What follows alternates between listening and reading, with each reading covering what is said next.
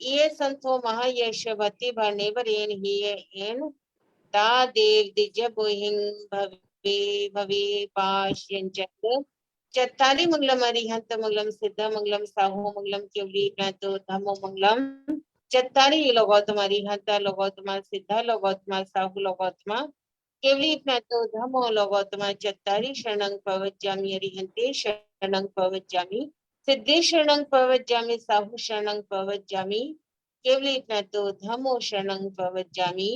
4 शरणे दुखरणे। हाँ जी, हाँ जी। आप बहुत अच्छी हीलिंग देते हैं, बहुत अच्छे से बताते हैं, सबको स्वास्थ्य लाभ दे रही हैं। बहुत अनुमोदना, बहुत बहुत अनुमोदना।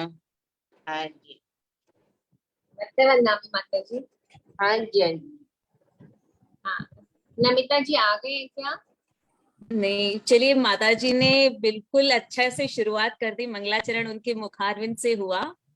तो थैंक यू सो मच। और आपके चरणों में मत्थे वंदनामि आशीर्वाद दीजिए कि जो हम सेशन लेने जा रही हूँ वो बहुत अच्छा से हो, क्योंकि गुरुओं का आशीर्वाद, अगर आप जैसी पवित्र आत्मा साथी जी, तो आपका आशीर्वाद अगर मिलेगा तो आपकी बरगणाएं बहुत बहुत पवित्र है, तो उन बरगणाओं से मतलब 4 चांद लग जाएंगे। तो इसके लिए थैंक यू, आप आए। सच में मेरा अहोभाग्य है कि इसकी शुरुआत आपके नमोकार मंगलाचरण से हुई, तो उसके लिए आपको बहुत बहुत साधुवाद, बहुत प्रणामी।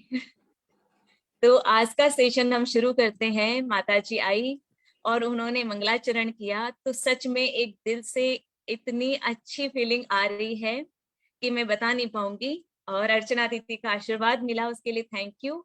अब जय बोले आदिनाथ भगवान की जय। ओम नमो अरिहंताणम, ओम नमो सिद्धाणम, ओम नमो आयर्याणम, ओम नमो उवज्जायाणम, ओम नमो लोए सवसाहुणम।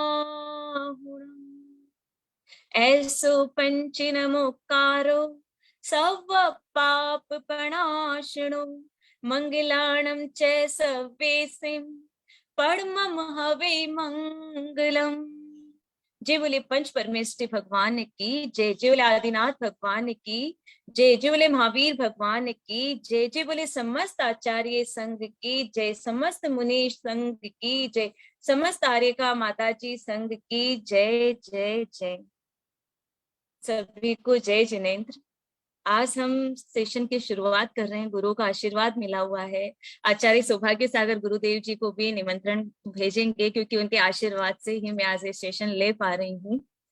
तो जरूर उनसे भी रिक्वेस्ट करेंगे कि वो भी आके खुद यहाँ पर आशीर्वाद देंगे। तो आज शुरुआत करते हैं थोड़ा सा चक्रास के बारे में बताने से पहले। वैसे मेन टॉपिक तो अपना 7 चक्रास का रहेगा, लेकिन फिर भी कुछ चीजें हैं जो मैं पहले बताना चाहूंगी कि जो हमारी खुद की ह्यूमन बॉडी है, हम सब जानते हैं कि हमारी 5 तत्वों से हमारा शरीर बना हुआ है। 5 तत्वों में हमारा आ जाता है पृथ्वी तत्व, जल तत्व, अग्नि तत्व, वायु तत्व और आकाश तत्व, है ना। इन पांचों तत्वों का हमारा जीवन में बड़ा ही महत्व है, क्योंकि इनसे ही हमारा शरीर का निर्माण हुआ है। अगर ये तत्व, एक इंद्रिय तत्व है, ये कहते हैं कि हवा, अग्नि, ये सब एक इंद्रिय तत्व है, और हमारा शरीर पंच इंद्रिय तत्व है ना। अगर एक इंद्रिय शरीर में इतनी ताकत है जिसका अनुमान नहीं लगा सकते हैं, जैसे पृथ्वी तत्व है, उसके अंदर जो गुरुत्वाकर्षण शक्ति है, उसकी वजह से ही हम यहाँ पर आज स्थिर हो पा रहे हैं। अगर थोड़ी सी भी पृथ्वी में इधर उधर मूवमेंट हो जाएगा तो हमारी सारी सृष्टि का विनाश हो जाएगा। इसी तरीके से हमारा जल तत्व आता है। जल तत्व अगर अपना बहाव को प्रबल कर देगा तो हमारा सृष्टि का विनाश निश्चित है। अग्नि तत्व अगर अपनी प्रचंड अवस्था में आ जाएगा तो सारी सृष्टि को जला के रख देगा।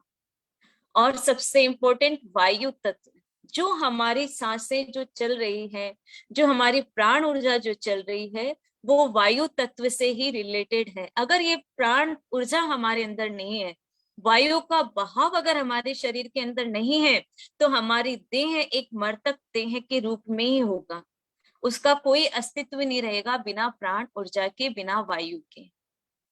फिर आता है आकाश तत्व। आकाश तत्व में ही सारे ग्रह, नक्षत्र, आकाश गंगा और गैलेक्सी स्थिर हो रखी है। जब ये ग्रह को अपने अंदर समेट के रख रखा है, जितने भी ग्रह नक्षत्र है आकाश के अंदर ही वो सारे विद्यमान है, क्योंकि आकाश ने सब ग्रहों को अपनी अपनी ग्रेविटी के कारण संभाल रखा है और इनकी गति के कारण ही हमारे शरीर के अंदर भी बदलाव आते रहते हैं। तो ये पांचों तत्वों का हमारे जीवन में बहुत ही महत्व है। इनके एक दूसरे के बिना, ये एक दूसरे से जुड़े हुए हैं, अगर इनमें से एक भी तत्व हमारा इम्बैलेंस हो जाएगा तो हमारे जीवन भी इम्बैलेंस हो जाता है। सबसे बड़ी वजह तो यही है सबसे पहली, क्योंकि अगर इन पांचों तत्वों को अगर हमने संभाल के रख लिया, बैलेंस बना लिया, तो हमारी जिंदगी के अंदर भी एक बैलेंस बन जाएगा। हम वास्तु में लेते हैं, चाहे हमारे कुंडलियों में लेते हैं, सभी जगह यही बताते हैं कि हमें इन चीजों का, वास्तु में भी यही 5 तत्व आते हैं।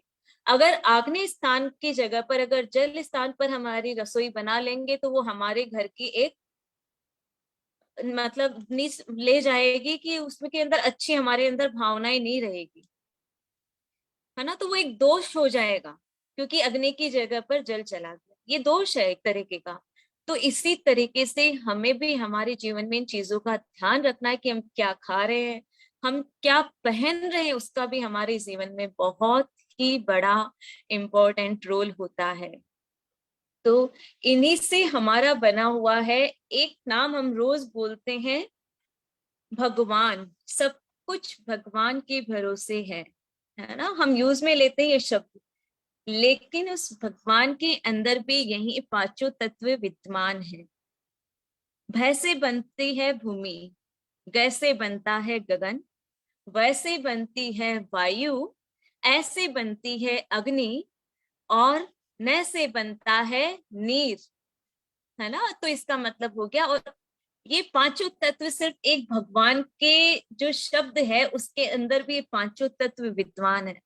जब हम भगवान का नाम लेते हैं तो अनजाने में ही सही हम इन पांचों तत्वों को ही याद करते हैं, है ना। तो और इन्हीं से हमारे रिश्ते बने हुए हैं।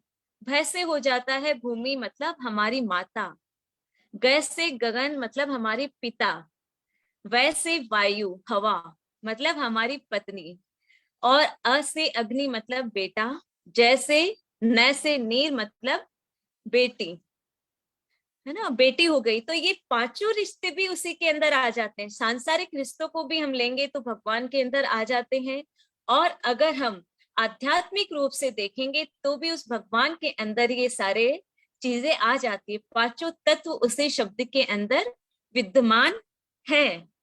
इन पांचों तत्वों के बिना हमारी सृष्टि का कोई भी मोल नहीं है। अगर इन पांचों तत्वों का थोड़ा सा भी इधर उधर इम्बैलेंस हो गया तो हमारे शरीर के अंदर भी उस चीजों का प्रभाव पड़ता है।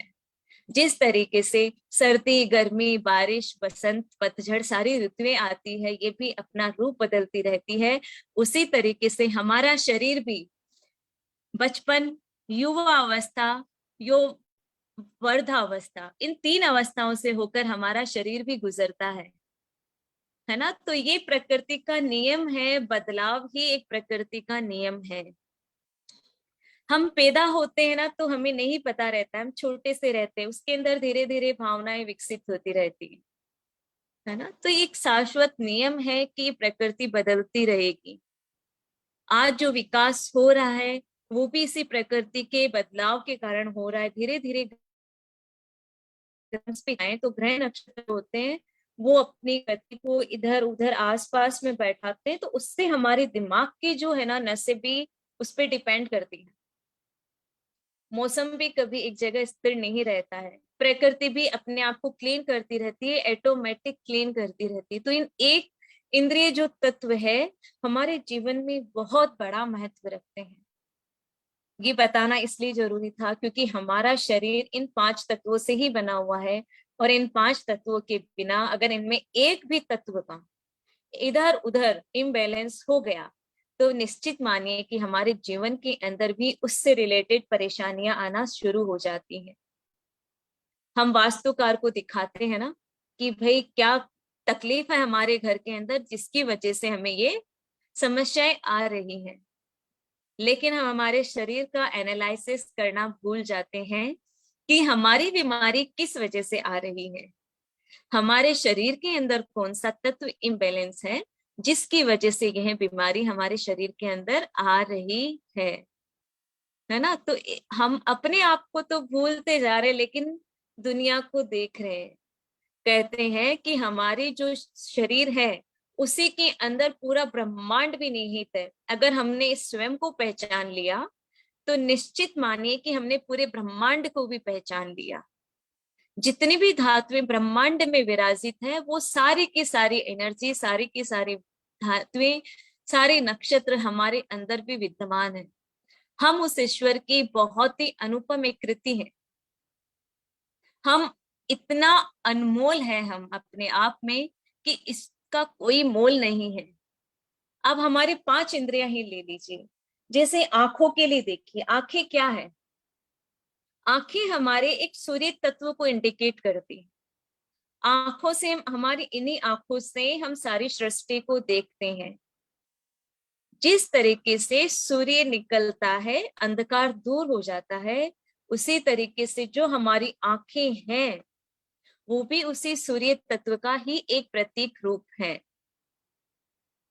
यही आंखों में कहते हैं कि आंखों से 80% हमारी जो ऊर्जा का संचार है वो आंखों से ही होता है। हम आंखों से अगर किसी चीज को कंटिन्यू देख लें तो उसकी, कहते हैं ना, इसकी दृष्टि ऐसी है, इसकी दृष्टि इस तरीके की, इसकी दृष्टि का दोष लग गया, नजर हो गई। क्यों हो गई? क्योंकि हमारी आंखें है ना वो बहुत पावरफुल है, लेकिन हम कैसी भावना हमारे अंदर रखते हैं ये उस पे ही डिपेंड करता है। जिसकी जैसी भावना उसके वैसे काज होते हैं, कार्य होते हैं, है ना। तो आंखें हमारे लिए जो भगवान ने दी है वो हमारे सूर्य तत्व का प्रतीक है। उसके बिना हम, अगर आंखें नहीं है किसी के पास, सोचिए हमें कितनी अनमोल चीज दी है आंखें। अगर किसी के पास आंखें नहीं है तो वो कैसे इस सृष्टि को देख पाएगा, कैसे इस मोल को समझ पाएगा, कैसे प्रकृति के रंग रूप को पहचान पाएगा, है ना। तो हमारे अंदर जो अनमोल खजाना है सबसे पहले है हमारी आंखें, है ना। दूसरा चीज आती है हमारे अंदर कान। कान से हम वो सब कुछ सुन सकते हैं। अगर हमने इस पे विजय प्राप्त कर ली तो संपूर्ण सृष्टि के जो ध्वनियां हैं वो हम सुन सकते हैं, क्योंकि आकाश तत्व का प्रतीक है हमारे कान जो हमें मिले हुए हैं, है ना। आकाश की जो सारी ध्वनियां हैं, क्योंकि हमारे भगवान को भी जब केवल ज्ञान प्राप्त होता है तो उनकी ध्वनि भी चारों तरफ फैल जाती है, क्योंकि उन्होंने उस चीज पे विजय प्राप्त कर ली होती है। तो उन्हें अपने उनके कानों से सारी चीजें, आसपास की जो भी चीजें हैं वो उनको महसूस होने लग जाती है उनके। अगर हमारे भगवान के अंदर, तो हमारी सृष्टि, जैसे हम हमारी हथेली के अंदर एक डॉट लगाते हैं ना, उतनी सी उनके सामने नजर आने लग जाती है उनको, क्योंकि वो उनकी वर्गणाएं इतनी तीव्र होती है कि वो वहां, मतलब उनको सब चीजें एक सूक्ष्म रूप में दिखाई देने लग जाती हैं। और वही चीजें हमारे अंदर भी विद्यमान हैं। हम भी हमारी इन शक्तियों को जगाकर उसी तत्व तक पहुंचने की शक्ति हमारे अंदर भी निहित है। फिर हम आएंगे कि हमारे सूंघने की स्थिति, नाक, आंखें, कान और नाक। अब नाक पर आते हैं। नाक पर आएंगे तो ये हमारी पृथ्वी तत्व को इंडिकेट करता है, नाक हमारा। और इससे हम सुगंध और दुर्गंध दोनों चीजों के बारे में महसूस कर सकते हैं, इसकी स्मेल से, कि ये चीज हमारे योग्य है, ये चीज हमारे अयोग्य है। सिर्फ स्मेल करके उस चीज तक हम पहुंच सकते हैं। तो हमारा नाक उस सुगंध और दुर्गंध को, जो पृथ्वी तत्व का प्रतीक है, उसको बताता है। फिर हम आएंगे हमारी जीभ पर। चौथी इंद्रिय है हमारी जीभ। जीभ क्या है? जीभ से हम लेते हैं स्वाद, रस। क्या खट्टा है, क्या मीठा है, क्या तीखा है, क्या चटपटा है, कुछ भी स्वाद है वो हमारी जो भी रस है, जितने भी रस है, वो हमारी जीभ जितने स्वाद बता सकती है, उतनी विज्ञान की, साइंस की कोई भी मशीन वो चीजें कभी नहीं बता पाई। तो सोचिए कितनी कितनी, मतलब एक एक बॉडी के ऑर्गन्स का हम बताने जाएं तो इतनी ज्यादा हमारे अंदर क्वालिटी है, हमारे अंदर इतनी ज्यादा हमारे अंदर शक्तियां हैं जिसका हम अंदाजा भी नहीं लगा सकते हैं। पांचवी चीज हमारी त्वचा, जो हमारी स्किन है, स्पर्श इंद्रिय, इससे हम पता लगा सकते हैं कि हवा के झोंके के जैसे कि क्या ठंडा है, क्या गर्म है, हम महसूस कर सकते हैं। हम फीलिंग को भी महसूस कर सकते हैं, वो कभी दिखाई नहीं देती है लेकिन हम उस चीज को महसूस कर सकते हैं। तो ये हमारी जो इंद्रियां भी है, एक एक अनमोल खजाना है, जो साइंस हमारी एक खून की बूंद तक नहीं बना सकती। वो बहुत फॉर्मूले बता देगी, सब कुछ बता देगी, लेकिन वो एक खून की बूंद तक हमारी जो बॉडी के अंदर ऑर्गन्स है वो एक भी वो नहीं बना पाएगी, क्योंकि साइंस ने अभी इतनी तरक्की नहीं की है। हमारे शास्त्रों में तो इतना कुछ है, अर्चना दीदी हमें बता रही है, रोज स्वाध्याय कर रहे हैं, वो हमें बता रहे भक्तामर के बारे में, तत्वार सूत्र के अंदर कितनी चीजें हैं जिनका वो हमें ज्ञान देती जा रहे हैं, जो साइंस भी आज तक नहीं बता पाई कि सृष्टि की क्या रचनाएं हैं। वो हमारे केवल ज्ञानी तीर्थंकरों ने उस चीज के बारे में हमें बताया, हम उनका प्रतिरूप है, हमें उस चीज के लिए आदर रखना चाहिए। हमारी जिनवाणी के लिए हमें हर वक्त विनय रखनी चाहिए। हम विनय रखेंगे तो हम सब चीजों को महसूस कर पाएंगे, है ना। तो ये बहुत बहुत अनमोल खजाना है हमारे पास कि हम इस चीज को कैसे करें। अगर हम इन पांचों तत्वों को बैलेंस बनाना चाहते हैं तो हमें अपनी भावनाओं को बदलना होगा। हमारा जो भी चीजें, हमारे मुख से हमें अच्छे शब्द निकालने चाहिए जिससे हमारा विशुद्धि चक्र, वाक इंद्रिय हमारा मजबूत हो। अगर इससे हम गाली गलौज करेंगे, अगर हमारे गुरुओं की अगर हम निंदा करेंगे, तो ये तत्व हमारा वीक होके इससे रिलेटेड हमारी डिजीज निकलना शुरू हो जाएगी,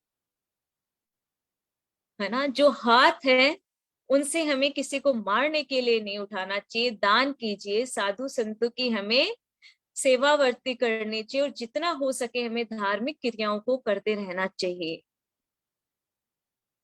तो ये जो आंखें हैं इनसे हमें जिनवाणे की स्तुति भी करनी चाहिए। 24 घंटे हम इन आंखों से न जाने क्या क्या चीजें देखते रहते हैं, अच्छी बुरी, क्योंकि आंखें हमारी एक जो है मेमोरी जो है उसको ये कैप्चर करती है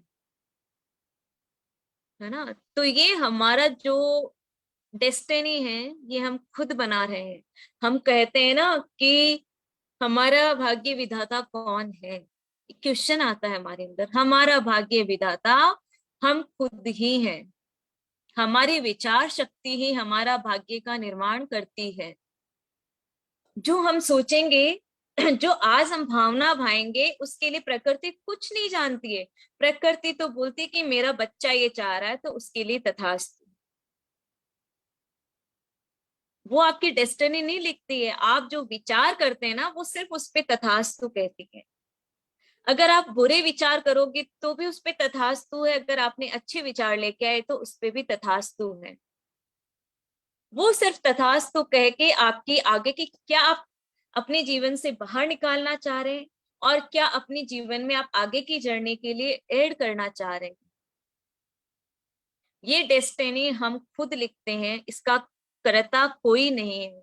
हम दोष देते हैं कि इसने हमारे साथ ये किया, उसने हमारे साथ वो किया, लेकिन जरा सोचिए कि हमने क्या किया, हमारे स्वयं के विचार कैसे हैं दूसरों के लिए, इस पे हमने कभी विचार नहीं किया। तो इस पे भी एक विचार करना बहुत जरूरी है, क्योंकि हमारी डेस्टिनी हम खुद लिख रहे हैं। हमारे कर्मा जो है हम खुद बांध रहे हैं। जो हमारे शरीर के ऊपर जो आवरण छाया हुआ है कर्मों का, जो बीमारियां आ रही है, वो हमारे ही कार्मिक अकाउंट की वजह से आ रही है। इसी पे हम चर्चा करेंगे कि इस कार्मिक अकाउंट को हम किस तरीके से रिलीज करें। है ना। हमारे जो मंत्र जो है, हमारी साधनाएं हैं, तो वो किस तरीके से हमारा कार्य करती है। अगर हम एक बीजाक्षर की भी मैं ताकत बताऊं, तो अगर हम बम बीजाक्षर बोलते हैं तो वो हमारी जो भी गर्माहट है उसको कम करके एक उस प्यास को बुझाने का काम कर सकती है। मैं इस तरीके से सीधे शब्दों में कहूं तो अगर हम बम बम बीजाक्षर का उच्चारण करते हैं, तो अगर हमें प्यास लगी हुई है तो वो प्यास के लिए पानी भी अपने आप आ जाता है। पानी की पूर्ति वो बीजाक्षर कर देता है। इतनी शक्तियां हैं। अर्चना दीदी हमें बता रही है बीजाक्षर की शक्तियां, तो इतनी शक्तियां हैं। हमारे साधु संत तपस्या कर लेते हैं, क्यों? क्योंकि उनके अंदर शक्तियां आ जाती है उन मंत्रों की। मंत्र बहुत बड़ी शक्ति है। इस वायु जो तत्व है उस पे विजय प्राप्त करके पानी के अंदर आज भी चलते हैं लोग। हवा के अंदर उड़ने की भी ताकत है, अगर वायु तत्व को अगर हमने बैलेंस किया है हमारे जीवन में। मतलब मैं बताना चाहूं तो इनकी इतनी अनंत शक्तियां हैं कि बताती रहूं तो भी शब्द कम है। तो इन पांचों तत्वों को सबसे पहले समझना हमारे लिए बहुत ही जरूरी है ना। और इसी तरीके से हमारी जर्नी के अंदर जुड़ते हैं हमारे पंचकोश। साइंस ने हमारे जो शरीर है उसको 5 ही भागों में विभक्त किया है। तो वो 5 भाग कौन कौन से हैं, हम उन पे चर्चा करें तो वो 5 भाग है हमारा अन्नमय कोश, विज्ञानमय कोश, मनमय कोश और आनंदमय कोश। एक बार मैं उसकी पिक्चर आपके सामने शेयर करना चाहूंगी कि किस तरीके से हमारा ये शरीर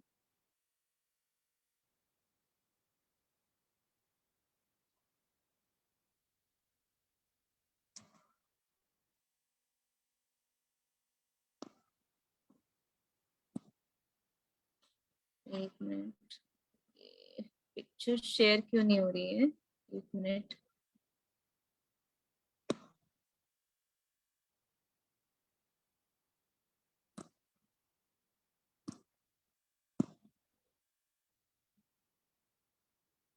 ये देखिए, आपको स्क्रीन पे पिक्चर दिखाई दे रही होगी कि हमारे जो पंच कोश है इनमें ही हमारी एक एक लेयर है। ये इसके बारे में मैं बताऊंगी। सबसे पहला है, आता है हमारा अन्नमय कोश, जो एक बिल्कुल स्थूल शरीर जो हमारा दिखाई देता है वो अन्नमय कोश का ही बना हुआ है। अन्नमय कोश से ही ये जो हमारी आधारशिला है वो इसी पर डिपेंड करती है। ये सबसे महत्वपूर्ण कोश है अन्नमय कोश हमारा, ये आधारशिला का कार्य करता है। अन्नमय कोश के अंदर ही हमारे 3 दोष आ जाते हैं, वात, पित्त और कफ। जो सारी बीमारियां हैं वो इन्हीं 3 तत्वों की वजह से ही हमारे शरीर के अंदर जो बीमारियां आती हैं इनके इम्बैलेंस होने की वजह से ही आती है। और यह शरीर सप्त धातुओं का बना हुआ है। जो अन्न में शरीर है वो 7 धातुएं उसमें आ जाती है, रस, रक्त, मांस, चर्बी, अस्थि, नसें और वीर्य से बना हुआ है। इस कोश को स्वस्थ बनाने के लिए हम क्या करते हैं? रोज योगा कर सकते हैं। भोजन है जो हमारा, भोजन किस तरीके का हम ले उस पे बात कर सकते हैं। और निंद्रा, इन चीजों को अगर हम हमारी लाइफ में सही रूप से अपना लेते हैं तो हमारा अन्न में जो कोश है वो सेफ रहता है और उसकी शक्ति बढ़ जाती है। ठीक है। फिर दूसरा हमारा आता है प्राणमय कोश। जो दूसरी हमारी जो लेयर दिख रही है वो प्राणमय कोश की है। प्राणमय कोश का मतलब होता है जीवन शक्ति, जिससे हमारा ये जीवन चल रहा है। अगर स्थूल शरीर तो हमें मिल गया लेकिन उसके अंदर सांसें नहीं है, अगर उसके अंदर प्राण वायु नहीं है तो हमारा वो शरीर कोई भी कार्य का नहीं रहेगा।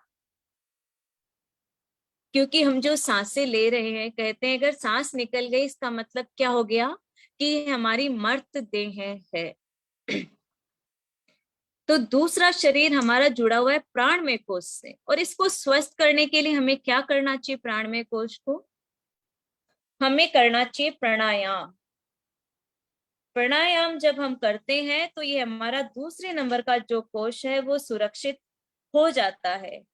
ऐसे देखें तो प्राणायाम के हमारे शास्त्रों में 10 तरीके के प्राणायाम बताए हुए हैं, लेकिन 5 प्राणायाम बहुत इंपॉर्टेंट है हमारे लाइफ के अंदर।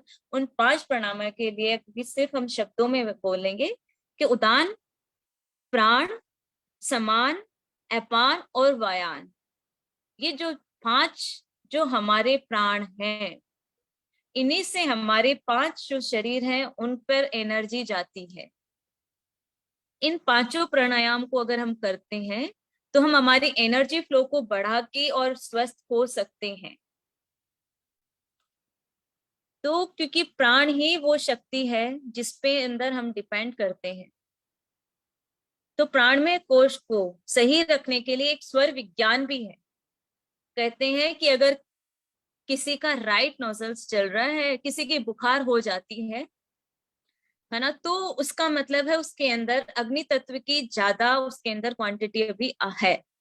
तो उसको कम करने के लिए भी हम स्वर का साथ ले सकते हैं, वायु का साथ ले सकते हैं, प्राणायाम का साथ ले सकते हैं, बुखार फीवर दूर करने के लिए भी।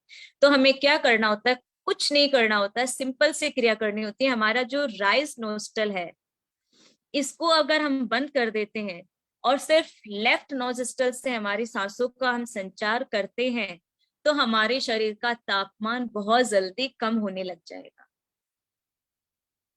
और हमारा फीवर उतरने लग जाएगा। क्योंकि जो राइट नोस्टल है वो हमारे आग्नेय तत्व को बढ़ाती है, और जो हमारी लेफ्ट नोस्टल है वो हमारे जल तत्व को, ठंडक तत्व को बढ़ाती है। इन दोनों जो नोस्टल दी हुई है उनके अंदर से जो प्राण ऊर्जा बहती है, तो वो एक गर्म का और एक ठंडे का कार्य करती है। अगर किसी को ठंड ज्यादा लग रही है और हमने अगर लेफ्ट हमारी नोस्ट्रल बंद कर दी और सिर्फ राइट नोस्ट्रल से अगर हम सांस लेते हैं, तो हमारे शरीर के अंदर गर्मी का तत्व बढ़ने लग जाएगा। ये आप अपना के देखिएगा। अगर किसी के फीवर हो, अगर किसी को ज्यादा ठंड लग रही हो, तो ये दोनों चीजें, दोनों क्रियाएं करवा के देखिएगा, बहुत जल्दी आपको रिलैक्स मिलेगा। सिर्फ सिंपल सी है, लेकिन इन सांसों का हमारे जीवन में बहुत बड़ा रोल है। अगर कोई ठंडे के स्थान पर चला गया, उसके पास कुछ भी नहीं है, बहुत ज्यादा सर्दी लग रही है उससे, तो वही आप क्रिया अपना सकते हैं। आप सिर्फ राइट नोस्ट्रल से सांस लीजिए, आपके शरीर के अंदर थोड़ा तापमान बैलेंस होने लग जाएगा। तो ये प्राणों की हमारे जीवन में बहुत बड़ा रोल है ना। बिना प्राण शक्ति के हमारा अस्तित्व ही नहीं है। तो हमारे प्राणों को अगर हमें कंट्रोल करना है, हमारे शरीर को स्वस्थ बनाना है, तो दूसरी हो गई हमारी प्राण शक्ति, जिसे हम प्राणायाम से ठीक कर सकते हैं, एक्सरसाइज से ठीक कर सकते हैं। तीसरी हमारी लेयर जो हमने दिखाई थी वो आती है मनोमय कोश की लेयर आती है। मनोमय कोश का हो गया विचार।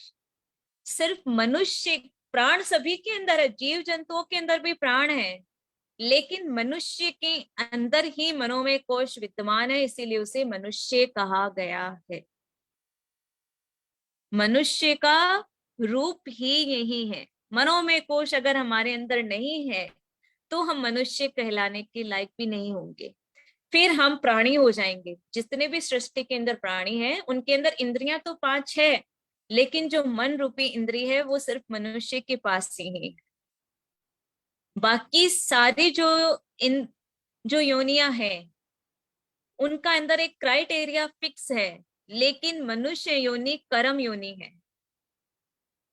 बाकी प्राणी अपने जो क्राइटेरिया उसके अंदर ही रह सकते हैं ज्यादातर, लेकिन मनुष्य के अंदर वो शक्ति है जो न देवताओं में है, न तिर्यंच में है, न किसी में भी है। मनुष्य के अंदर आत्मा को परमात्मा में विलीन करने की सबसे बड़ी शक्ति है। उसका सबसे बड़ा रीजन है उसका मनोमय कोश, जिसके अंदर हम विचार करने की शक्ति है, मनन करने की शक्ति है, चिंतन करने की शक्ति है, इच्छाएं जागृत करने की शक्ति है, उनको फलीभूत करने की शक्ति और हमारी हर कामना को पूर्ण करने की शक्ति को देता है मनोमय कोश, जो हमारे मन का प्रतीक है। इसमें हम, लेकिन हमारे मनोमय कोश पर क्या हो गया है? एक आवरण छा गया है ना। उस आवरण को दूर करने के लिए फिर आता है चौथा कोश। वो क्या है? विज्ञानमय कोश। जिसके अंदर हमारी तर्क शक्ति बढ़ जाती है ना। भावनाएं हमारी विशुद्ध होती है विज्ञानमय कोश में, क्योंकि उसमें हम निर्णय ले सकते हैं। मन तो हमें बहका देता है इधर उधर, क्योंकि मन बहुत गतिमान है। उसे कंट्रोल करने के लिए आता है हमारा चौथा कोश, विज्ञानमय कोश, है ना। विज्ञानमय कोश से हम हमारे विचारों की शक्ति को बढ़ाते हैं, हम डिसीजन ले सकते हैं। विज्ञानमय कोश का मतलब हो गया कि हमारे अंदर डिसीजन पावर आ गया। डिसीजन पावर का मतलब क्या सही क्या गलत का निर्णय करना। जितना हम हमारे लिए सोच सकते हैं, जितना हम अपने आप को जानते हैं, उससे ज्यादा दूसरा कोई भी नहीं जान सकता। तो ये शक्ति कौन देता है? विज्ञान में कोश, हमारे चौथी लेयर, जो हमारे शरीर की चौथी लेयर है, वो विज्ञान में कोश है। उसी से हम सिद्धत्व को प्राप्त करते हैं। हम सोचते हैं, उसी से ही हम सोच पाते हैं कि हमारी एक आत्मा है जिसे परमात्मा से जाके ही मिलना है। हमें क्या करना है क्या नहीं करना है, इसकी शक्ति सिर्फ विज्ञान में कोश में ही है। अगर हमने इसमें विजय प्राप्त कर ली, हमारी क्रियाओं के अंदर जो रात दिन हम कर रहे हैं उसमें अगर हमने विजय प्राप्त कर ली, तो हम पहुंच जाते हैं आनंदमय कोश में। पांचवा कोश है आनंदमय कोश, जहां पर सिर्फ आनंद की अनुभूति है। यहाँ पर ज्ञाता और ज्ञेय एक हो जाते आनंदमय कोश में। वहां सिर्फ मौन साधना है, उनको सब चीजों का ज्ञान हो जाता है। अगर विज्ञान में कोश तक अगर हमने विजय प्राप्त कर ली, तो फिर आ जाता है आनंदमय कोश के अंदर, जहां पर सिर्फ सिर्फ सिर्फ आनंद है। तो उस तक पहुंचने के लिए हमें बहुत इन चीजों से गुजरना होगा और अपने आप के अंदर देखना होगा कि अभी हम किस कोश के अंदर हमारा जीवन चल रहा है। अन्नमय कोश में ही हम उलझे हुए हैं या हम प्राणमय, क्योंकि ये एक दूसरे के पूरक है। अन्नमय कोश और प्राणमय कोश एक दूसरे के पूरक हैं। अगर अन्न में कोश और प्राण नहीं है तो उसका भी कोई अस्तित्व नहीं है। और प्राण वायु चारों तरफ है, अगर उसको कोश नहीं मिलेगा तो वो भी सृष्टि के निर्माण के अंदर कैसे अपना कार्य करेगी। तो ये बैलेंस बनाना बहुत जरूरी है ना। अगर हमने इन पांचों तत्व, हम कहते हैं हम अकेले बहुत कुछ कर सकते हैं, बिल्कुल कर सकते हैं, लेकिन हमें इन पांचों तत्वों में बैलेंस बनाने के बाद हमारी शक्तियां अनंत हो जाती हैं। हमें इन पांचों तत्वों का तो बैलेंस बनाना ही होगा हमारी दिनचर्या में। हमें ये देखना ही होगा, रियलाइज करना ही होगा कि कौन सा तत्व हमारा अभी बैलेंस हो रहा है ना। और अभी हम कौन से कोश के अंदर झूल रहे हैं। अन्न में कोश चल रहा है या अभी हमारा प्राण में कोश है, क्योंकि अभी हमारा प्राण में कोश संतुलन में नहीं है, इसीलिए हम बीमार पड़ते हैं। मन में कोश, हमारा मन कंट्रोल में नहीं है तो हमारी हद पे भावनाएं हावी हो जाती है और हम बीमार पड़ जाते हैं। इन तीन कोश में भी ज्यादा हम उलझे हुए हैं। अभी हमारा विज्ञान में कोश के अंदर एंट्री नहीं हुई है ना। जिस दिन विज्ञान में कोश के अंदर एंट्री हो जाएगी तो हमारे आसपास की जो चीजें वातावरण में हो रही है उनका इफेक्ट हमारी लाइफ में नहीं होगा। हम उलझेंगे नहीं, हमारे अंदर एक सोच व्याप्त हो जाएगी कि नहीं ये होना है तो इसे होने दो, कोई बात नहीं। हम उस पे अपनी प्रतिक्रिया करना बंद कर देंगे। हम तो होता इतना सा है और उस पे प्रतिक्रिया इतनी ज्यादा कर देते हैं, जैसे बोलते हैं ना एक राई का पहाड़ बना देना। तो ये कौन बनाता है? हमारा मनोमय कोश। अगर हम विज्ञान में कोश में चले गए तो हमारे अंदर कंट्रोल आ जाता है। हम समझ जाते, इतनी शक्ति आ जाती है कि हम हमारी आंखों से उस चीज को दूर कर सकते हैं। हमारी औरों के अंदर वो चीजें प्रवेश ही नहीं करेगी। कोई भी गलत चीज हमारे अंदर तभी प्रवेश करती है जब हम स्वयं कमजोर हैं और हम इस पे दूसरों का थप्पड़ ठोक देते हैं कि अरे यार इसने ऐसे किया इसलिए मेरे साथ ऐसा हो गया। वो कौन होता है आपकी भावनाओं को ठेस पहुंचाने वाला? हम खुद उसको ग्रहण कर लेते। कहते हैं ना कि अगर हम जो कोई सामने वाला गंदगी फेंक रहा है तो सबसे पहले उसकी औरों के अंदर ही गंदगी लगेगी। अगर हम कैच करते हैं, अगर हम उसकी बातों को सुनते हैं, तब हमारे पास वो चीजें आएगी। अगर हम उसको कैच नहीं करेंगे तो हमारी औरों के अंदर वो गंदी चीजें कभी प्रवेश नहीं करेगी। गंदी चीजें क्यों प्रवेश कर रही है? क्योंकि हम उन्हें आने दे रहे हैं हमारी लाइफ के अंदर। किसी ने हमको गाली दी, अरे उसने मुझे गाली दे दी, हमने उसको कैच कर लिया और हमारी औरों को भी गंदा कर लिया। अगर हम नहीं कैच करेंगे तो वो उसके पास ही रह जाएगी। अगर हम हमारे पास से कुछ फेंकेंगे हमारे हाथ से, तो सबसे पहले कहाँ होगा? हमारे हाथ में आएगा, हमारी औरों के अंदर आएगा, फिर वो दूसरे के पास पहुंचेगा।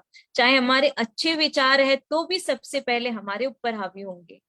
अगर हमारे गंदे विचार हैं, हम किसी को गंदगी दे रहे हैं, तो भी सबसे पहले हमारे अंदर से ही होके वो गंदगी दूसरों तक पहुंचेगी। तो हमें इन दिनों में हम यही समझेंगे कि हमें अपने आप को क्योर करना है। अगर हम मजबूत हो गए तो न तो हमारे वास्तु कुछ हमारा बिगाड़ सकेंगे, न हमारा जो वातावरण है उसको भी हम प्रभावित हमारे शरीर पर नहीं होने देंगे। तो इन चीजों के बारे में हम जानेंगे। मेरे को सबसे पहले आज का बताना तो था, लेकिन मेरे को सबसे पहले चीजें बतानी हुई थी, क्योंकि अगर हम इन चीजों पे ही कंट्रोल नहीं करेंगे तो फिर हम कैसे उस चीज तक पहुंच पाएंगे। हम हमारे को मजबूत कर लेंगे तो कोई भी वास्तु कुछ नहीं बिगाड़ पाएगा हमारा। वास्तु भी मैंने सीखा है, न्यूमरोलॉजी भी मैंने सीखी है, मैंने एस्ट्रोलॉजी का भी देखा है, रेकी भी देखी, एंजल रेकी भी देखी, सब कुछ देखा है। लेकिन सब में क्या आया? सबका एक ही रिजल्ट निकल के सामने आया मेरे, कि वो चीजें भी 60 to 70% ही वर्क करती है, बाकी वर्क करता है आपके अपने विचार। अगर हमने अपने आप को मजबूत कर लिया तो बाकी चीजें हमारे ऊपर कोई भी हावी नहीं होगा। बोलते ये मंगल ग्रह आपका कमजोर हो गया, शनि ग्रह का आपके ऊपर दोष लग गया, आपका तो शुक्र ग्रह खराब हो गया, आपका तो शनि ग्रह खराब हो गया, शनि की आप पे ढैया चल रही है भैया। बेशक चल रही होगी, लेकिन ये भी अपना प्रभाव तभी दिखाएंगे जब हमारे गलत विचार होंगे, तो ये हमारे ऊपर गलत प्रभाव दिखाएंगे। और अगर हमारी थॉट सही होगी तो ये हमारे साथ पॉजिटिव कार्य ही करेंगे। ये हमें भटका रहे हैं कि ये हो गया वो हो गया, कुछ भी नहीं हुआ है। हम हमारी सोच को ही भटका दिए हैं। अगर हम सही चल रहे हैं, हम सही रास्ते पर है, तो हमारा कोई कुछ भी नहीं कर सकता है। चाहे कितनी भी विघ्न बाधाएं आ जाए, कोई कुछ भी नहीं कर सकेगा। और इसी तरीके से हमारा शरीर भी जो है, 5 तो कोश है, लेकिन हमारा शरीर 3 प्रकार से हमारे शरीर का विभाजन किया हुआ है। एक आता है स्थूल शरीर जो दिखाई दे रहा है, एक होता है सूक्ष्म शरीर जो हमारे आसपास है, और तीसरा होता है कारण शरीर जो हमारी आत्मा के बिल्कुल पास है। तो ये 3 हमारे शरीर है। स्थूल शरीर से जो हम क्रियाएं कर रहे हैं वो तो हमें दिखाई देती है, लेकिन सूक्ष्म शरीर के लिए हमें क्या करना चाहिए वो हमें नहीं पता है। जब हमारा शरीर का अंत होता है तो स्थूल देह तो यहीं रह जाती है ना, वो हमारे साथ नहीं जाती है। हम जिसे पाल रहे हैं ना, हम इस पे क्रीम लाली पोती कर रहे हैं, इसको सजा रहे हैं, संवार रहे हैं, वो यहीं रह जाता है। लेकिन सूक्ष्म शरीर है, जो हम भावनाएं भा रहे हैं, जो हम क्रियाकलाप कर रहे हैं, जो हम कार्य रात दिन की चर्या में कर रहे हैं, वो हमारे सूक्ष्म शरीर के साथ जाते हैं। कहते हैं ना, हम तो खाली हाथ आए थे खाली हाथ जाएंगे, बिल्कुल नहीं। हम कर्म लेके आए थे और बाकी के कर्म लेकर आगे की जर्नी के लिए जाएंगे। हमारा ये सिर्फ ड्रेस चेंज होती है, हमारी आत्मा अजर अमर है, ये सभी जानते हैं। सिर्फ हमारी सोल का प्रमोशन होता है। हमारी इस देह से आत्मा निकलकर दूसरी देह में प्रवेश करती है। वो देह कौन से में प्रवेश करेगी? जो आपने डेस्टिनी आपके लिए बनाई है। अगर आपके विचार विश्व कल्याण के लिए है, प्रभु तक पहुंचने के लिए है, तो आपको अच्छा शरीर मिलेगा, है ना। और हो सकता है कि अपना भव सुधरने के लिए हम भी उन केवल ज्ञानी के भगवान के समोशरण तक पहुंच जाएं, है ना। भावनाओं में इतनी ताकत है। अगर हमने गलत धारणाएं हमारे अंदर भावों के अंदर बनाएंगे तो हमारा शरीर कौन सी प्रमोशन में जाएगा? कोई भी जीव जंतु बन सकता है, वृक्ष बन सकता है, चींटी बन सकता है। हमारा शरीर, जो हम भावनाएं भाग के जाएंगे उसी के अकॉर्डिंग हमारी नेक्स्ट जर्नी डिपेंड करेगी। हमारी नेक्स्ट जो ड्रेस है ना, इस ड्रेस को छोड़ के नेक्स्ट ड्रेस जो हम लेंगे, हमारी आत्मा दूसरी जर्नी के अंदर जब जाएगी तो वो हमारी भावों के हिसाब से ही हमें वो मिलेगी। ये मान के चलिए, अपने भावों को रोज अपनी विशुद्धि के अंदर लेके आइए, कंट्रोल कीजिए अपनी भावनाओं को, क्योंकि ये हमारी नेक्स्ट जर्नी के लिए हमें तैयार कर रही है। हमारे जो पास्ट में हो गया है उसे हमें ज्यादा याद नहीं रखना है। वो हो गया सो हो गया, उसके एक बार स्टॉप कर दीजिए। जो बीत गया उसे बीत जाने दीजिए, उसे रोज की चर्या में मत लेके आइए। कुछ बुरी यादें हैं उन्हें वहीं पास्ट में छोड़ दीजिए और अच्छी यादों के साथ आगे के जीवन के लिए हमें तैयार होना है ना। हो गया वो कभी नहीं बदलेगा, लेकिन उसे जो प्रेजेंट है उसके जरिए हम उसे बदल सकते हैं, हमारे कर्म बंधनों को काट सकते हैं। आज हमने जिनवाणे की स्तुति करके, प्रभु के दर्शन करके, गुरुओं को आहार देके, उनकी सेवा वृत्ति करके हम वो पुण्य कमा सकते हैं जो हमारे भव भव की निर्जरा कर सकता है। तो पास्ट में ज्यादा रिग्रेट मत रखिए। हम क्या है कि उसने वो कर दिया, हम इतनी मेमोरी को करते हैं कि अगर किसी ने एक गलती की तो उसको लेके हम ताउम्र उससे गुस्सा हो जाते हैं, ताउम्र के लिए वो चीजें हम लेके चलते हैं और वो गिल्ट हमारे आत्मा में इतना बैठ जाता है कि वो आगे भी उस बंधन को लेके चलता है। अगर किसी से बंधन छुड़ाना है तो क्षमा की रख कर की व्रति रखिए। हम ये बात डिस्कस करेंगे आगे आगे कि क्या क्या चीजें हैं। तो हमारी जर्नी को सही करने के लिए हमारे विचारों को बदलना होगा, और उसके लिए न फ्यूचर में जाना है न पास्ट में जाना है, प्रेजेंट में देखना है कि अभी हम क्या कर रहे हैं। हो सकता है कि अभी हमारी देह से प्राण बाहर चले जाएं, है ना, ये भी हो सकता है। तो उन्हें हम कैसे करें? हमारे आज का जो अभी जो वक्त मिला है उसका इम्पोर्टेंस हमें समझना है। उस वक्त पे हमें चलना है कि अभी है जो है वो अभी है, न तो कल कभी काम आएगा, न कल के लिए हम सोचेंगे वो हो सकता है। आज प्रेजेंट को सुधारेंगे तभी हमारा कल सुधरेगा।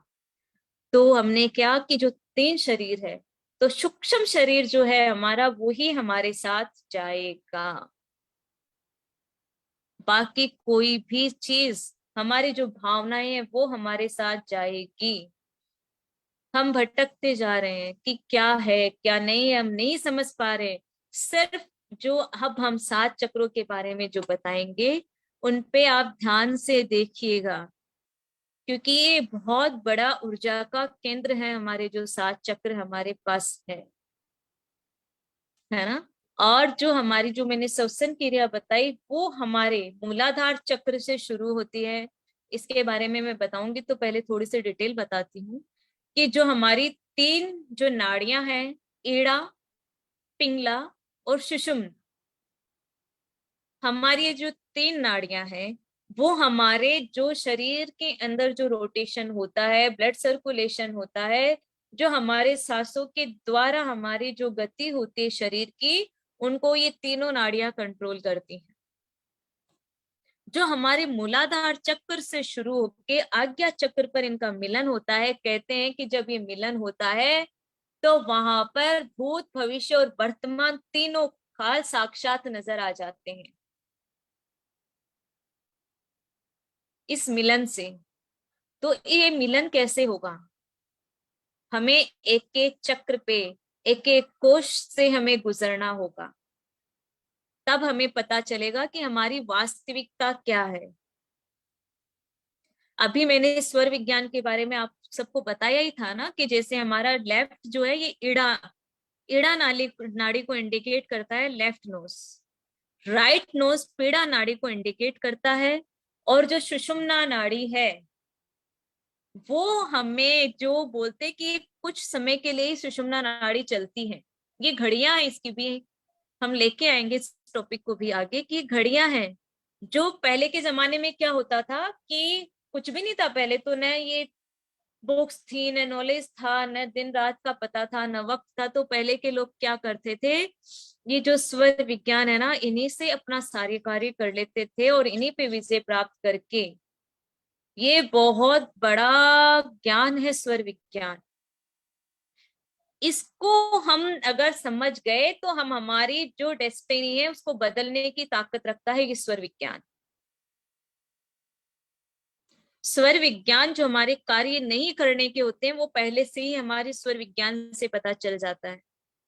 कौन सा कार्य कौन से स्वर में करना चाहिए। हम जब खाना खाते हैं तो हमें कौन से स्वर में खाना चाहिए। जब हम खाना खाते हैं तो हमें पता है किस चीज की जरूरत पड़ती है उसे पचाने के लिए, अग्नि तत्व की।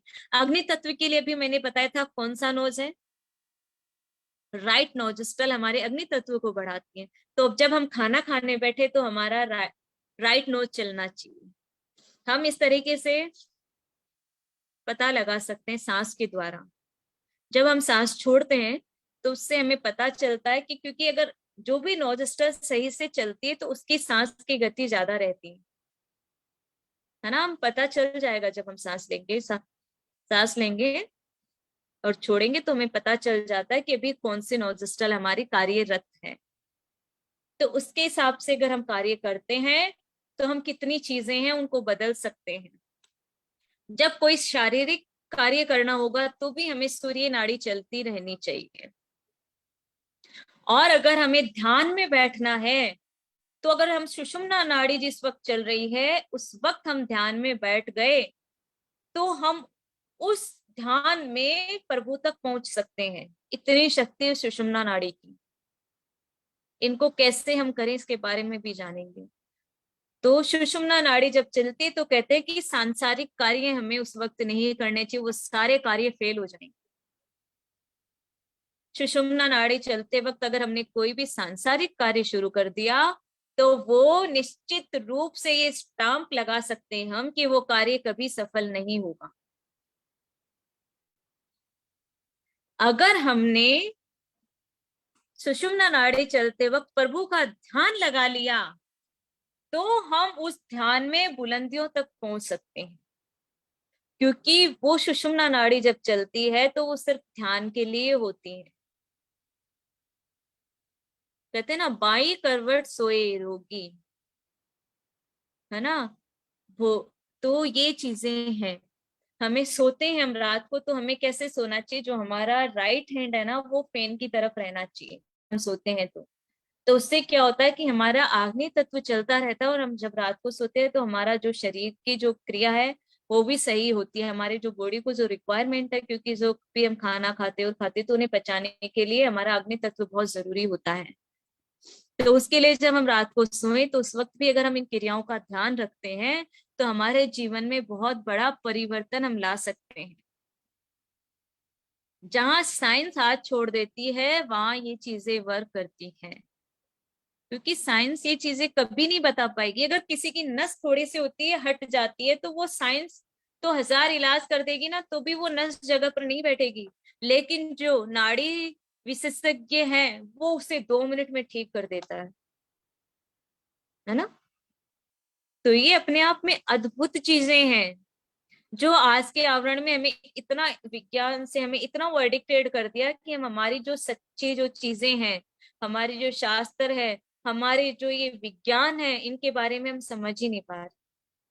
अभी अर्चना दीदी ने आप बीजाक्षर से कितने लोगों का ऑक्सीजन लेवल बढ़ाया, हमने खुद ने देखे ये चमत्कार। अर्चना दीदी कितने लोगों को हीलिंग दे रही है। अर्चना दीदी, मंजू दीदी, चारू दीदी, अनीश भैया, रात दिन लगे हुए ये सब, और हमें भी उस चीज पे आगे बढ़ा रहे हैं। तो ये मैंने खुद ने भी हमारे जीवन में देखा है। इन 7 तत्वों का तो मैंने मेरी लाइफ में एक्सपेरिमेंट किया, इसलिए मैं इस पे बता सकती हूँ कि 7 तत्वों की क्या क्या एनर्जी है, जिसका मतलब अनुमान भी हम नहीं लगा सकते हैं। और अब एक चीज मैं शेयर करने जा रही हूँ आपके सामने आज हमने यही लिया, हमारे पंच तत्व के बारे में आज हमने समझा, पंच कोश के बारे में आज हमने समझा, और हमारी जो शरीर की जो 3 क्रियाएं हैं शरीर के बारे में हमने समझा। ईड़ा, पिंगला और सुषुम्ना नाड़ियों के बारे में आज हमने थोड़ी सी चर्चा की। और अब हम कल से स्टार्ट करेंगे चक्रास पे, तो उसके लिए भी आज मैं थोड़ी सी आपको डिटेल बताती हूँ एक पिक से, कि ये भी हमारे सातों चक्र हैं, वो भी हमारे अंदर ही विद्यमान है। इनको भी हम बैलेंस कर सकते हैं। हमारी जो ऊर्जाएं, कहते हैं कि जब साधु आशीर्वाद देते हैं तो बिगड़े हुए कार्य भी बन जाते हैं। क्यों बन जाते हैं? क्योंकि उनके जो पांचों तत्व है वो यहाँ पर ही हम सभी की, लेकिन उनकी जो वर्गणाएं जब उनके आशीर्वाद रूप से निकलती है तो हमारे कार्यों को एक प्रतीक रूप देने के कार्य काम में आ जाती हैं। कहते हैं कि हमारे घर के अंदर जब से साधु के चरण पड़े तो हमारा तो जीवन ही निखर गया, है ना। क्यों? क्योंकि उनकी जो तपस्याएं हैं, उनकी वरगणाएं हैं, वो हमारी नेगेटिविटी को रिमूव कर देती है। क्यों हम साधुओं के पास भागे दौड़े जाते हैं? क्योंकि उनकी जो वरगणाएं हैं वो हमारे शरीर के अंदर जो हमारे जो आवरण छा जाते हैं उनको दूर करने के काम आती है। हम क्यों जिनवाणी की स्तुति कर रहे हैं? क्योंकि हमारे लिए, हमारे जो कर्मों की निर्जरा करने के लिए हमारे काम आती है। लेकिन इनको महसूस करने की कोशिश कीजिए कि कैसे हम चीजों को महसूस करें, क्या कर सकते हैं इनके लिए। तो 1 मिनट में फोटो आप लोगों को दिखाती हूँ।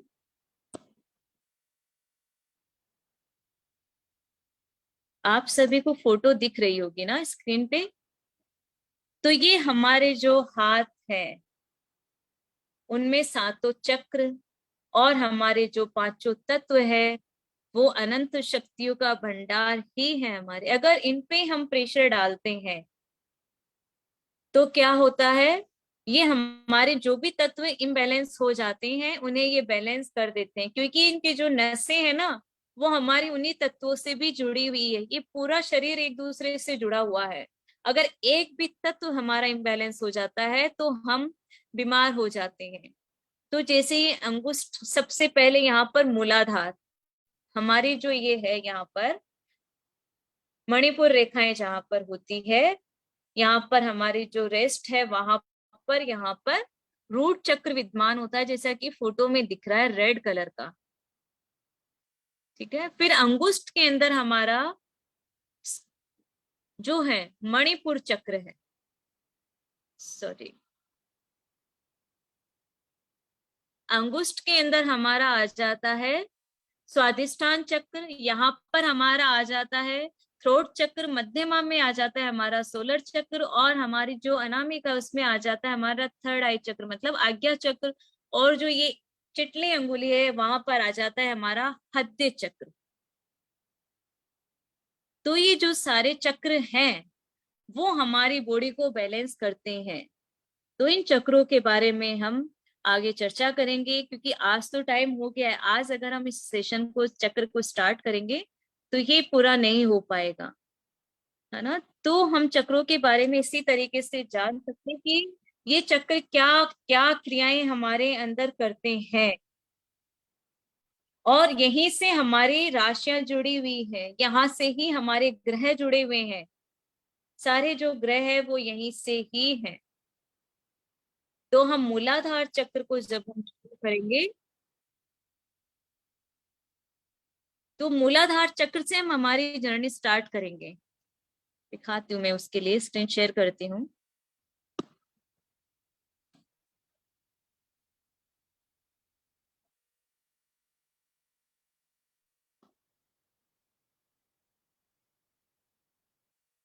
ये पिक्चर है जो हमारे सातों चक्रों को इंडिकेट कर रही है कि हमारी बॉडी में कौन कौन सा चक्र कहाँ पर है और इन चक्रों से हम क्या क्या कार्य कर सकते हैं। सबसे नीचे आता है हमारा रूट चक्र, मूलाधार चक्र, जिसका बीजाक्षर होता है लम, और ये रेड कलर का होता है, और ये 4 पंखुड़ियों के कमल की तरह ही होता है। फिर हमारा दूसरा चक्र आता है मणिपुर स्वादिष्टान चक्र, स्वादिष्टान चक्र होता है ऑरेंज कलर का और ये हमारे जल तत्व को इंडिकेट करता है और इससे हमारे जो भी जल तत्व से रिलेटेड जो भी बीमारियां हैं वो मणिपुर चक्र के स्वादिष्टान चक्र के इम्बैलेंस होने की वजह से ही सारी जल तत्व की बीमारियां हमारे अंदर आ जाती हैं। तीसरा चक्र जिसे हम कहते हैं कि हमारे शरीर का पावर हाउस है, जो है हमारा मणिपुर चक्र, जो 10 पंखुड़ियों के कमल का है और इसका कलर है गोल्डन सूर्य के जैसे। फिर हमारा आ जाता है चौथा चक्र जो हमें दिखाई दे रहा है, वो है हमारा हृदय चक्र। हृदय चक्र हमारा जो है वो 12 पंखुड़ियों के कमल के जैसे है और ये ग्रीन कलर का है और इसका बीजाक्षर होता है यम। कहते हैं कि हृदय के अंदर जो अगर कोई आघात हो जाता है तो वो बहुत ही मुश्किल हो जाता है उसे ठीक करना। फिर आता है हमारा विशुद्धि चक्र जिसे हम थ्रोट चक्र भी कहते हैं। ये 16 पंखुड़ियों के कमल का चक्र है और इसके अंदर ब्लू कलर आकाश तत्व है विराजित और इसका बीजाक्षर हम है। फिर हमारा 6 चक्र आता है आज्ञा चक्र। आज्ञा चक्र हमारा यहाँ पर है जो 2 पंखुड़ियों का है जिसमें आत्मा और परमात्मा का मिलन होता है। ये इंडिको कलर का है और यहाँ का बीजाक्षर है ओम। और अगर हम इन 6 चक्रों से निकलते निकलते अगर हम हमारे सहस्त्रार चक्र पर जाते हैं तो यहाँ पर सहस्त्र पंखुड़ियों का कमल खिल जाता है और हम केवल ज्ञान को प्राप्त हो जाते हैं। वहां पर सिर्फ ज्ञान ज्ञान और ज्ञान ही रह जाता है। तो अब मैं देखूंगी अगर डॉक्टर रितु जी आ गए हैं तो मैं उनसे कहूंगी कि वो हैंड रेज करें। निशा जी है, अगर नमिता जी है तो प्लीज आप अपना हैंड रेज करें। नमिता जी का भी फोन आया था, उनके कोई है ना आचार्य श्री उधर आए हुए हैं तो वो नहीं आ पाए थे, वो भी आने वाले थे।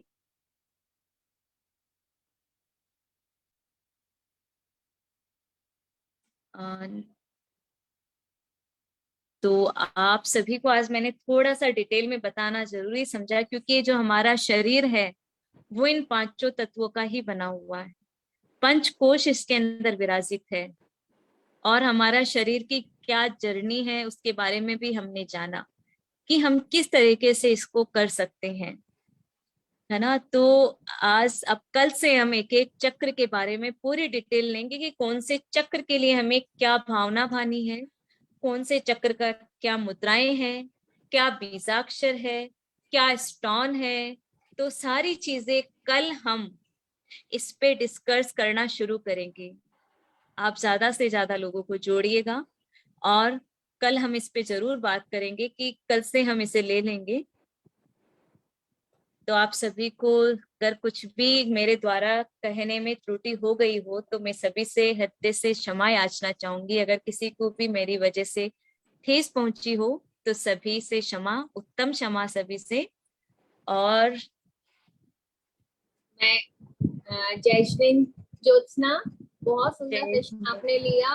और तुम क्षमा क्यों मांग रही? क्षमा तो हमें मांगना चाहिए कि मतलब तुम्हारा आभार प्रकट करते हैं, क्षमा भी नहीं मांगते, आभार प्रकट करते हैं हमें इतना ज्ञान देने के लिए और इतनी सारी नॉलेजेबल बातें तुमने हमें बताई।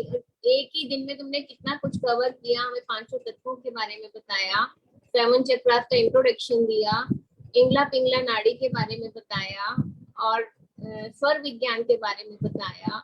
कितना कुछ हमें बताया कि नोट करते करते हम थक गए लेकिन पूरा लिख नहीं पाए, रिकॉर्डिंग सुननी पड़ेगी हमको। और बहुत अच्छा सेशन रहा। और रही बात लोगों के जुड़ने की, अभी भी 142 लोग जुड़े हुए हैं, यानी कि 150 की हमारी एवरेज निकल के आ रही है, जो कि मुझे लगता है कल 200 लोग जरूर हो जाएंगे। तो इसके लिए आप चिंता मत करो और जैसा आपने स्टार्टिंग में कहा, थैंक यू। आप सिर्फ अपना कर्म करो, जिसकी किस्मत में होगा वो अपने आप ग्रहण कर लेगा।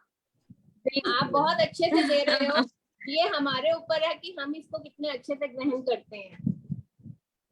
तो तुम्हारा बहुत साधुवाद है। और नमिता जी आ गए हैं, नमिता जी को जोड़ते हैं। मैं बोल दूं पहले? हाँ हाँ श्योर। हाँ, जय जिनेन्द्र सभी को। जोसा जी, आपने 2 साल से हम लोग जो पढ़ रहे हैं, जो सीख रहे हैं, आपने उसको पूरा पूरा कवर अप बहुत अच्छे से किया है। और मैं ये कहूंगी कि आपने तो पीएचडी कर ली।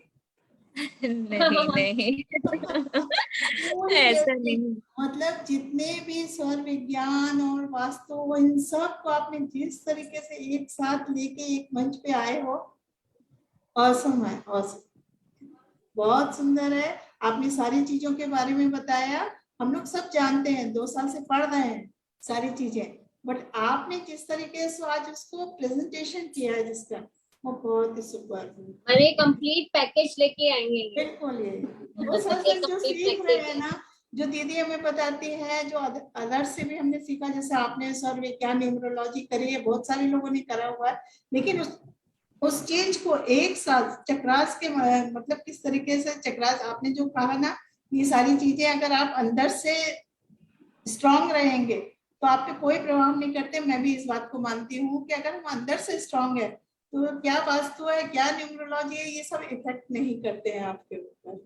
तो ये आपने बहुत सुंदर बात बताई, और मेरे ख्याल से सभी को ये चीज अच्छी लगी होगी, और बहुत सारे चैट बॉक्स में भी मैसेजेस आने शुरू हो गए हैं। हाँ? चैट बॉक्स में भी मैसेजेस आने शुरू हो गए हैं। मीना नहीं, गाने बहुत वाला सुंदर बताया और बहुत अच्छे बहुत ढंग से सुंदर बताया। बताया। रियली हम Thank So much, आपसे नमिता जी। मुद्दा करते हैं और आभार प्रकट करते हैं ज्योत्सना जी। जैसे कि हम लोगों को उम्मीद थी, वैसे ही आपने उससे बढ़कर आपने अपना प्रेजेंटेशन उम्मीद से दिया। ऊपर। हाँ, उम्मीद के ऊपर। नहीं, ऐसा नहीं है, शायद गुरुदेव का आशीर्वाद रहा, सभी गुरु का आशीर्वाद बिल्कुल, रहा बिल्कुल, कि मैं इस चीज को प्रेजेंट कर पाई आप सभी लोगों के सामने। तो जो भी है, सच में मेरा कुछ नहीं है, ना मैं इतना कुछ जानती हूँ, नहीं जानती हूँ मैं कहूंगी, लेकिन उन लोगों का आशीर्वाद है, उन लोगों से जो सीखा है मैंने वही आप लोगों के सामने बताने की, एक अपने वे में बताने की कोशिश की है। नहीं, सीखा सबने बस है, इससे लेकिन उसको वो कितना किसने एक्वायर किया है और उसको किस तरीके से पूरा जो है उस पर रिसर्च की है, रिसर्च ही कहूंगी मैं, क्योंकि मुझे यही लग रहा है कि आपकी पूरी रिसर्च हो गई है। कि हम लोग करते क्या है, सारे इधर उधर से लेते सब है, सब जगह अवेलेबल है, बट कौन कितना कहाँ से लेके उसको किस तरीके से करना हो, फिर साथ ही एक को रिलेट करना, वो चीज सुपर होती है ना। ये चक्रास को तो मैंने अपनी जिंदगी में जिया है, तो मैं इनको एक मतलब मेरे लाइफ के अंदर मैंने जिया है, तो मैं किस टाइम मैं खुद मेरी तरफ से लगा सकती हूँ कि चक्रास में वो शक्ति है, वो शक्ति जो हमें आत्मा से परमात्मा तक ले जाने के लिए। कहते हैं कि हम चक्रवर्ती कब बनते हैं,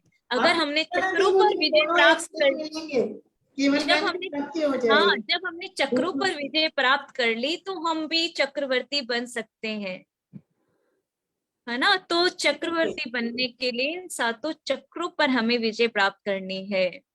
यही ध्येय लेकर आई हूँ। बहुत सब कुछ जानते हो आप लोग, लेकिन मैं मेरे तरीके से इस चीज को एक कोशिश कर रही हूँ पहुंचाने की, कि मेरी जिस भाषा में है तो शायद आप लोग मेरी भावनाओं को समझेंगे और इस पे जरूर करेंगे। बहुत सुंदर है, और अगले 7 दिन बहुत अच्छा लगने वाला है, बहुत मजा आने वाला है। हाँ, हमें 7 दिनों का इंतजार है।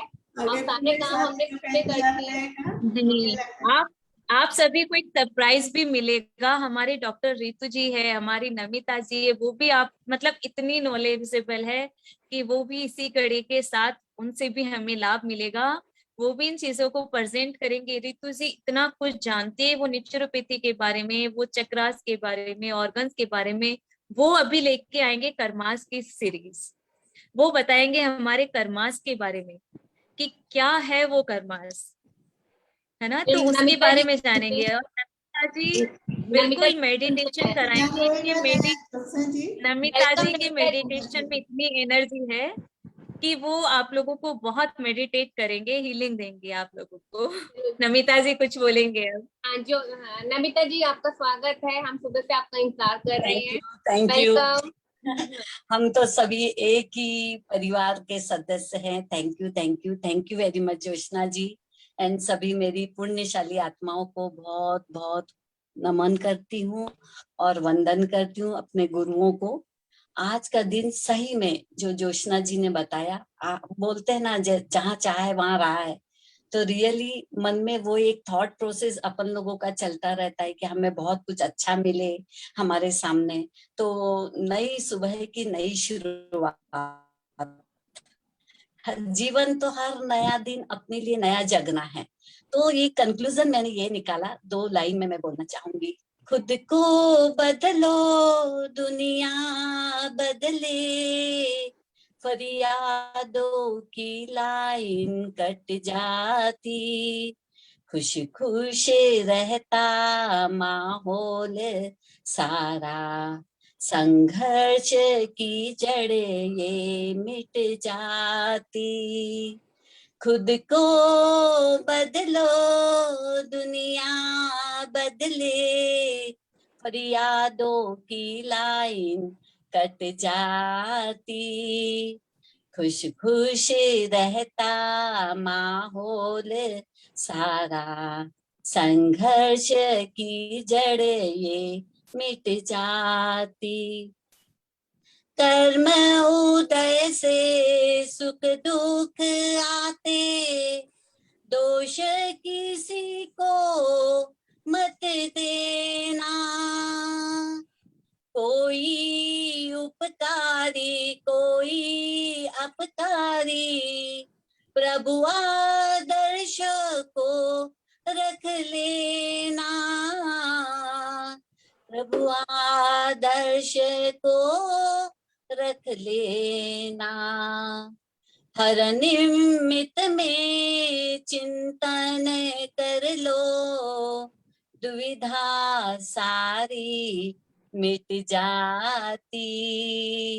खुद को बदलो दुनिया बदले, फरियादों की लाइन कट जाती।